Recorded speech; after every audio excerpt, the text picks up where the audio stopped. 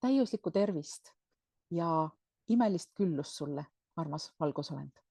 Mina olen Kaia-Liisa Reinit ja sina vaatad Valguse kanalit. Täna on selline lühike sõnum, aga ma arvan, et võimas. Sest me oleme praegu ajal, mil meie vana elu viimased tunnid on möödumas.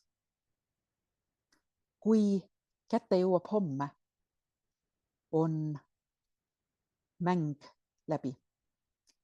See tähendab, et kannatused lõppevad ja pettus mureneb meie silmade all ja valgus saadab kiiri kõigele tumedale ja seni saladuses olnule. Ja ma olen täiesti veendunud, et sa mäletad seda hetke igavesti. Seda hetke, kus vana süsteem on kokku varisemas ja mitte miski seda enam peatada ei saa.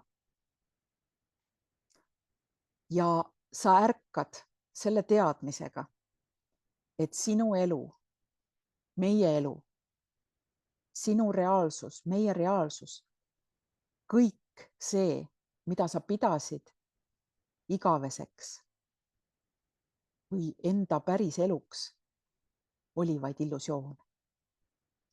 Ja ahelad meie ümber purunevad, valed lahustuvad ja uus maailm kerkib meie kõigi silme ette. Sinul on vaja vaid otsustada seda näha, otsustada seda kogeda, otsustada seda vastu võtta. Sest me pole mitte kunagi varem inimkonna ajaloos elanud sellisel hetkel, nagu on just praegu. Millal see homme tuleb? Seda näitab vaid aeg. Aga see aeg tuleb ja koos saame sellele vastu minna. Ilusat päeva sulle.